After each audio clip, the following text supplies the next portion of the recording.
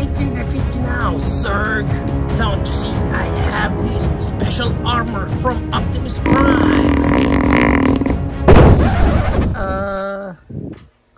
Okay.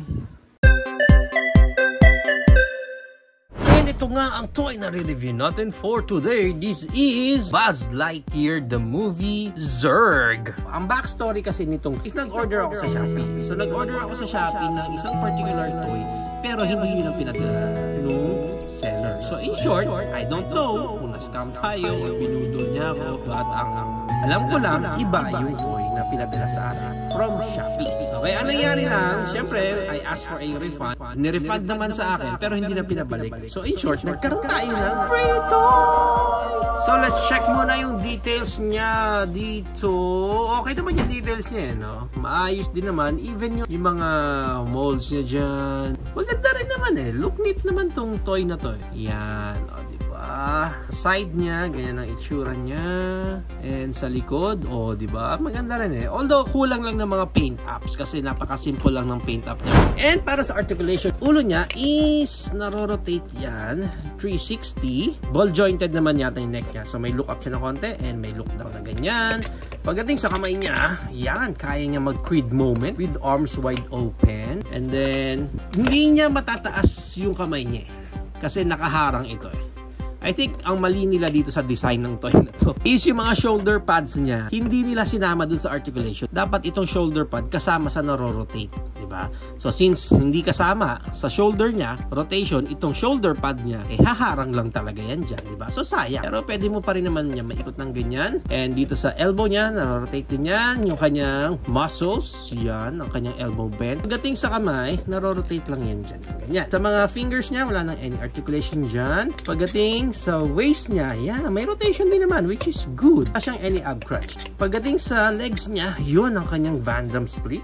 Maayos din naman ang kanyang Van Damme split. And then, ang high kick niya, again, humaharang yung armor niya dito. So, hanggang ganyan lang yung high kick niya. Back kick niya, konti lang din. Not unless isa-side mo, para may angat mo pa ng ganyan. Ganun din sa front. Isa-side mo ng konti para may angat yan. May rotation siya dito sa taas ng knees. And then, yung kanyang knee bend, hanggang ganyan. Okay, pagdating dito sa paa, may mga rotation pa siya dito eh. Ayan o. May mga movement dito sa paa, pero since ang laki netong nakaharang sa both sides ng paa niya, nagkakaroon siya ng limited movement para dito sa paa niya. So nakuha ko itong toy na to ng walang box. So I'm really not sure kung talagang ito bang toy na to specifically eh. May mga kasama din siyang mga accessories. I don't know kasi nakuha ko siya ng ganyan lang. As is lang siyang. Now para sa height, around 10 inches ha.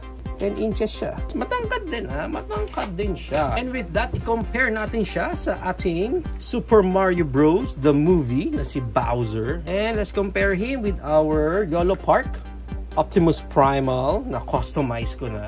And let us include our Dr. Ellie Sattler from Hammond Collection. And our Hammond Collection din na Triceratops. Yeah. So, yan ang ating height comparison. Now, if you are planning to buy this toy, ang price range niya, hindi rin ako sure kasi nga, wala naman akong plano talagang bilhin kung magkano ito.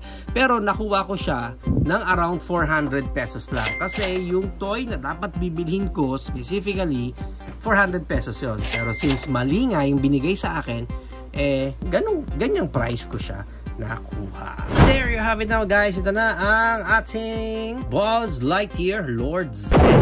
What do you think of this figure? Is it a go for you or a no for you? Well, sa akin, i-go ko to. Why? Literally, I got a free toy here. So, why not, diba? And from the looks of it, malaki naman.